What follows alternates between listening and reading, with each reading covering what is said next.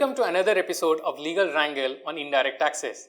Today we bring you 5 cases relating to service tax levy on Octroi collection, liability for VAT on the activity of seismic service, use of Cenvat credit to discharge an unrelated service tax liability, interception and confiscation of a post parcel, and invocation of extended period of limitation. Our first case relates to Octroi collection and whether this tendered service provided by the SCEC to a municipal corporation is in the nature of cash management covered under banking and financial service. The SCEC is mega enterprises, an agent appointed by the local municipal bodies for collection of Octroi. Neha would share the detailed facts of the case. The assessee, a successful bidder for collection of octroi and transit fee from vehicles entering the city, deposited the contracted amount with local bodies. Octroi amount higher than the contracted sum was retained by the assessee. Also, a percentage of transit fee collected was received as consideration from the corporation. Revenue concluded that the activity undertaken by the assessee was in nature of cash management as provided under the definition of banking and financial services as amended since June 2007. Also, the municipal bodies were not the state government and hence the assessee was liable for the payment of tax. Aggrieved, the assessee is before the tribunal. The revenue has also filed 2 appeals before the tribunal against the order passed by the commissioner, dropping the demands raised on the similar grounds. The tribunal, considering the definition of banking and financial services as well as financial institution, ruled in favor of the assessee. Let's see the details of the order. Tribunal held, assessee is only collecting an amount as octroi from the vehicles in which goods are transported and octroi liability arises. This will not encompass ingredients of cash management. In absence of any cash management activity undertaken by assessee, services rendered will not fall under the category of banking and financial services. Assessee is not a financial institution. Tribunal decision in Parag Parekh Financial Advisory Services Limited was followed. CBSE has clarified in Circular Number 83/2006 Service Tax that any services to fall under the category of banking and financial services, the expression any other person needs to be read adjustum generis with the preceding words and the services are to be provided by any person should be similar to a bank or financial institution. In our next decision from the High Court of Tripura, the question is whether carrying out seismic surveys to assist in oil exploration is simply a service or a works contract liable for VAT even when there is no stipulation for transfer of goods, machinery or right to use the property as in a contract of service. The assessee is Asian Oilfield Services, an Indian company. Here are the case details. The assessee had provided services for 2D seismic data acquisition to Jubilant Oil and Gas Company, a joint venture partner with Gas Authority of India Limited, for gas exploration in the state. The contract was for hiring of goods and services and the assessee had brought in the equipments for conducting these surveys. The assessees had paid service tax to the central government and contended that only the union could levy tax on the services, not the state. The revenue concluded that the equipment brought in by the assessee was transferred to Jubilant Oil and Gas, which was amounted to the sale within the scope of Tripura Value Added Tax Act 2004. Therefore, the assessee was liable to pay VAT on such transfer of right to use the goods. The matter reached the High Court as a writ petition. The Tripura High Court ruled in favor of the assessee, holding that as per the terms of contract, there was no transfer of any property. The assessee was only carrying out a survey, which is not a works contract, and the assessee is not liable to pay VAT. Let's have a look at the details of the decision. High Court held, the assessee is not engaged in drilling work but only engaged for carrying out seismic survey work. This work does not fall within the ambit of Section 4.3 of Tripura VAT Act. The contract cannot be treated as a works contract. There was no transfer of the right to use goods. The equipment of the assessee remained under its exclusive possession and control.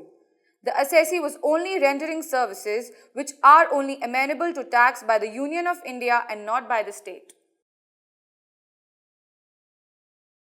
Our third case relates to whether Cenvat credit availed by the SCEC at its factory in Pune on various input services used in its manufacturing activities as well as for providing output services may be utilized for paying its service tax liability on the service of renting out its immovable property. Can Cenvat credit be borrowed for discharge of an unrelated service tax liability?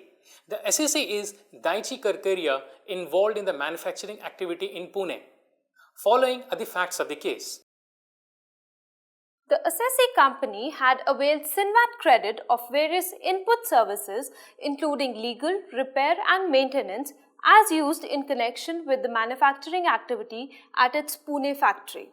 The assessee had also constructed immovable property at Mumbai which was not registered under service tax and was rented out.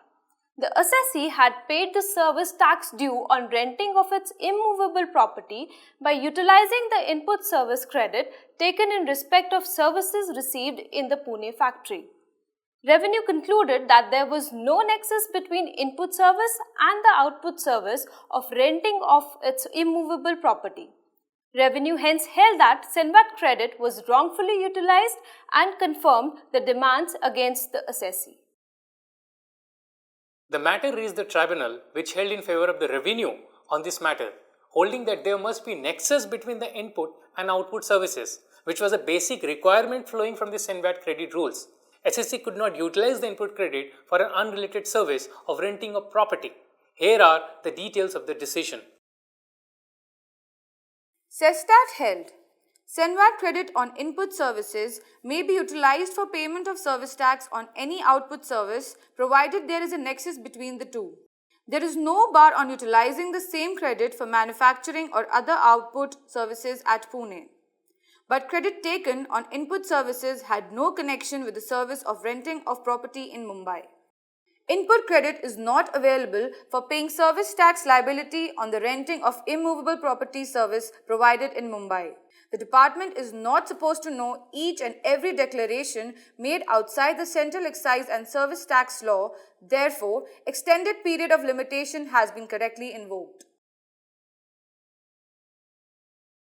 In our second last case, the SCEC is KJ Import Export, a proprietary firm.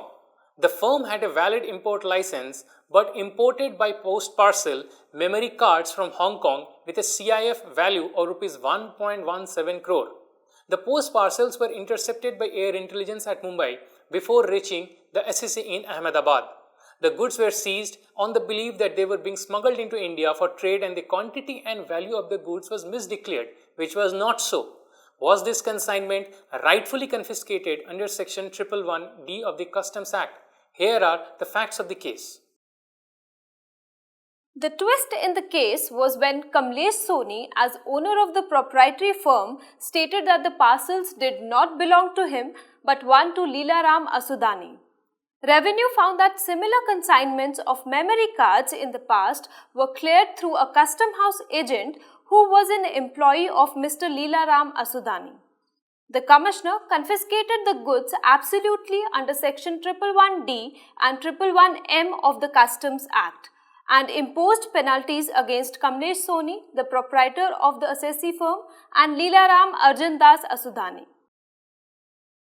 The assessees challenged the confiscation of the goods before the Sestat, which ruled in favor of the assessees, holding that there was no contravention of Sections 111M nor Section 111D and the confiscation of goods would not stand.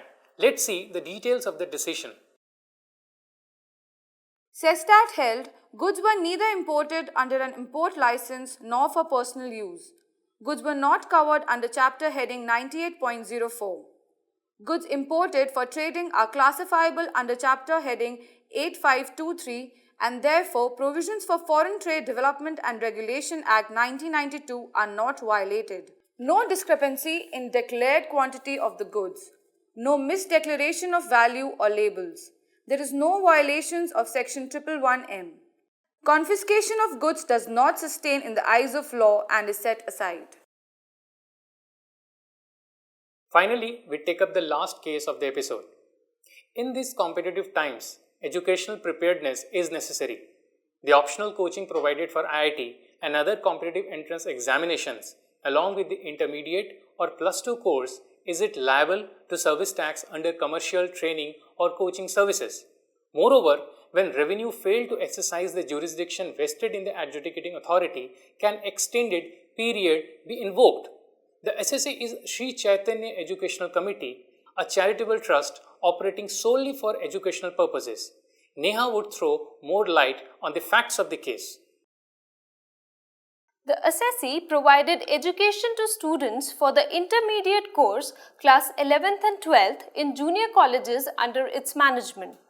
The assessee had introduced an optional stream of courses to prepare meritorious students to get high scores in various competitive entrance exams.